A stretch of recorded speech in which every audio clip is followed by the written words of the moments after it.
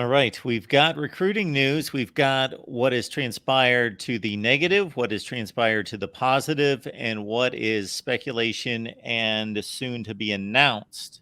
So, I guess we start with the miss on Cam Franklin to Ole Miss. Yeah, man. Spoke about it last week. I'm not going to belabor the point too long here, but that's a huge miss, man. This guy. I looked on his 247 profile. It said that he had 4 visits this calendar year. I know that they're missing at least a couple. It's 6 or 7 times that he was on campus this year. Just from unofficial visits to elite prospect day to whatever they're calling the camp now, the Legends camp, to a couple other times, like, hey, I'm just going to pop up, and whatnot. And just everything that went into that recruitment, all the resources and time and effort, only to see him start to lean towards Auburn about, this time last week, and then decide to stay home in Mississippi when he announced on Saturday. That's just a massive miss, and this is where I know Kylo Ren Kane, I know that you're watching. And because he came in my Twitter mentions, which I'm here for. And I'm not saying it was bad. It was a continued interaction from the show, right? And he was talking about, a couple weeks ago, Cam was talking about Joe Salavea was doing okay at recruiting. He was, right? This is before we missed on the kid from Chicago to Ohio State. This is before he missed on Cam Franklin. This is before the rumor started swirling about, the kid from Bluntstown going to Artavis Jones going to Florida State. This is before potentially whatever happens with David Stone. So, at that time, he was doing okay with targets still on the board. I'm not wrong for that. It was proven over the course of time, that wasn't proven false, but the trajectory of that definitely changed from potentially good to potentially bad, or actually bad. So where we are now, right, where you've missed out on, multiple guys. What is the kid's name? I keep doing this. The one who went to Ohio State. He's from Chicago. Huh? Oh, the one to Chicago, Justin Scott, right. Okay, cool. So you missed Justin Scott. You've now missed on Cam Franklin, another 4-star, 5-star defensive tackle. The Artavis Jones chatter is still going on that he might flip to Florida State. And as we sit here right now, I don't think that we're getting David Stone, right? That he's going to probably go to Oklahoma. This is a very different situation than the one that we talked about maybe 6 weeks ago, right? Now, and I wrote this after missing on Franklin, I said Joe Salavea is on the clock because you cannot continue to whiff on guys at positions of need. Guys, we've been over this about wide receivers forever, right? We know this. And it's just okay, well, yeah, you get one guy, you get a couple developmental guys and everything, cool. So you got Leonard Taylor a couple years ago. Where's the next? Okay, depending on where we play Ruben Bain, I think he's going to split between inside and outside, but at this point, he's not a pure defensive tackle. He's already 6'3", 275. He's thickly built. So maybe he finds a home at a 5 or a 3 tech, right? So he moves more inside, whether it's a 3-4, 30 or 40 front. Either way, he plays inside more than he plays outside. Okay, fine. You can even say that that's the one guy that he got because, Leonard Taylor was already committed here and playing here by the time that Salavea got here. Past that, what do we got? And at this point, the answer is nothing or almost nothing, potentially going to nothing if you lose Artavis Jones to Florida State. And that's really troubling because we need to get guys up front in this class. I've talked about it before. Last year, it was stacking blue chip numbers on offensive line with, getting a decent number on the defensive line and flipping it this year where you need to stack numbers on the defensive line and numbers of blue chippers. And we're simply not doing that. And it's not on the edge either, because if I go to the commits, you have, Artavis Jones, but who knows if he's going to stay in this class, but Marquise Lightfoot, Elias Rudolph at defensive end, both of those guys. Is there another one that I'm missing? Shaver's linebacker, but he can, be inside, outside. But yeah, you have a couple guys at defensive end already where you're like, okay, cool. I got 2 blue chips. If I keep fighting for another 1 or 2 blue chips, I can make that class work. And I think that's a really good class, right? Defensive tackle, I mean, Dalen Russell from Columbus, like, I think he's just a guy. At the college level, I think he's maybe just a guy plus. I think he's a depth and rotation player, which you need, but I don't think he's a superstar, right? So unless he's the superstar that, I don't think that he is, you're potentially sitting on 0 from the defensive tackle position. So, like, yeah, that's now to Kylo Ren's point where, maybe he was extrapolating out in a negative way from before some of these moves happened that I was kind of giving Joe Salavea a potential chance with. Yeah, we are continuing to whiff on big dudes close to the football on the defensive side, and that's all on Joe Salavea. And I know people were talking about, Jason Taylor was actually the one who was recruiting Cam Franklin, not even Joe Salavea as the primary recruiter. That's a bigger negative on Joe than it is anything else. If you're trying to, that gives him cover. Then why the fuck are you not? Whatever. Why the fuck are you not being the number 1 recruiter of a position of your position, right? I know that, like, you got Hall of Fame defensive end Jason Taylor here also coaching defensive ends, but, like, you're the guy at defensive tackle. Why are you outsourcing that, right? Why are you having these things? We talked about this with previous staffs where they would have to bring in defensive coaches to try to get some of these 5-star wide receivers because the wide receivers coaches and everything, they didn't have the relationships to make it shake.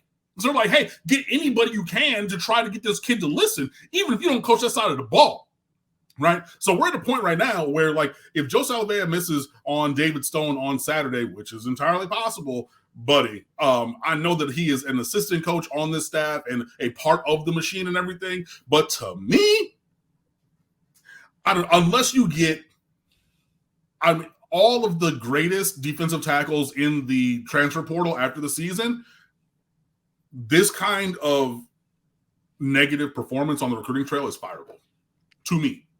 But onward we go, and we'll see what happens with Dave Stone. But, that soliloquy should let you know that I don't feel good about where that's going to shake.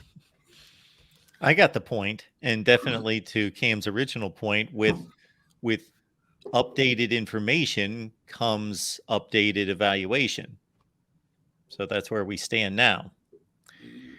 Leroy is making this a Big Ten show, but thank you so much for the contribution, sir. We appreciate you being here, faithful viewer. Your Michigan Wolverines better watch out in 2 years because Ohio State is recruiting defensive linemen. What do you think? I mean, that's a thing that they've always done. They've had very high draft picks at that position. The coach is incredible. I mean, I don't like him, but I respect him. He does an incredible job recruiting and developing and deploying and everything. They had issues at the back end in terms of run fits because, Michigan's offensive line, they've put things in place there where that is one of the best offensive lines in the country. And they didn't even need to, like, really move. Like, they didn't need to push back Ohio State's defensive line these last 2 years. They held them at a stalemate, maybe got a little bit of a push, opened the holes laterally, and then they're like, okay, cool. If a guard is creeping up to that second level, or if that fullback, tight end, whomever, if they can get to that second level, we think that we have or Michigan thinks they have a real big advantage there. And you saw that, especially in the second half of that game last year, where it's like, okay, like, defensive line, offensive line was kind of a stalemate. Then all of a sudden, bam, Donovan Edwards is gone for 80, 85, to the house because linebackers are not feeling right because of some of the way that they dress things up. Safeties are taking wrong angles. And all of a sudden, you got a guy like Donovan Edwards, shout out to West Bloomfield where my aunt and uncle live, in Michigan. If he's leaving, and you saw that. So, I mean, you're going to always have teams of that ilk of both sides recruiting both sides of the line very strongly and at an elite level. You look at all the guys from Michigan that have gone to the league along both lines recently. State, they just had 2 offensive linemen taken in the top 3 rounds. These things are going to continue. But if we spin that back to the Miami side, this is why the recruiting on both offensive and defensive lines has to improve so that we can be in that big boy heavyweight class of program that's not always just trying to be,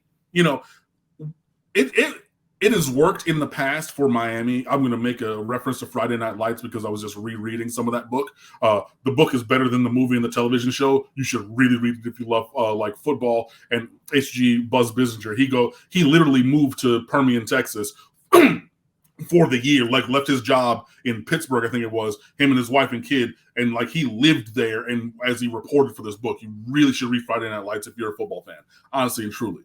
It worked for Miami at a time when they were Odessa Permian from the movie, right? The smaller, faster, tougher team, and things like that. But at a point, it gets you get tired having undersized linebackers like Chavo, right? When you have Emery Christian, who's like the one guy at defensive end who is like the size that you need, but he's the only guy in the entire school. You know what you want to be sometimes? Dallas Carter. That offensive line is all 6'5", 330. Their wide receivers are 6'2", 210, running 4.5s. They got a 5'10", 225-pound running back, that a linebacker, defensive end, safety. You want to be that team. When you get off the bus and everybody looks like, God damn. Sometimes you want to be that team, right? And that is the mentality of Mario Cristobal from a roster construction standpoint. Used to be Odessa Permian, not from a size perspective. Now we want to be Dallas Carter, and the recruiting has to be there to get there. And in terms of Joe Salavan, defensive tackle right now, it is woefully not happening. I don't bring this name up because I want to take this in another direction, but it all comes kind of full circle in a number of ways because you related the defensive line issues in recruiting to wide receiver issues for an area of the country where there should not be an issue, and with a legacy at Miami where there shouldn't be an issue in recruiting wide receivers. And because we had our Ohio State discussion here earlier today, and Carnell Tate, of course, from Bradenton, Florida, I don't know if he was ever close to making that decision to Miami, but they are just raving about him in practice. They were making comments, Ryan Day, that he's further along than Marv Harrison was at the same stage. Yeah, and Carnell Tate, again, he's one of those guys who went to IMG. He's not from here. He's from Chicago. He played up there for 3 years. So he went back to his home region, just like we're talking about potentially happening with David Stone, where he played up there for, I think he played up in Chicago for 2 years and then IMG for 2, but then went back to his home region as, he chose the Acorns and everything along with Brandon Ennis from down here and everything. So, we did recruit him. We tried to kind of get a toe in the door with both Ennis and Tate. Obviously that did not come to fruition, but still, we've seen Miami miss on guys at these positions over and over and over again. And it's tilting back in that way in a real problematic way. Honestly, if we're being true to it, the number and quality of the misses at the defensive tackle position specifically, if this continues throughout this class and it does not change and we do not find that Mike Rump special 4-star, if we don't find an Anez Cooper, out of thin air, 3-star, 4-star, whatever, but a guy who's 6'3", 320 and can play day one at defensive tackle, out of thin air. That I mentioned Mike Rump. He when he was the cornerbacks coach, every year he found a blue chip or two in that last month.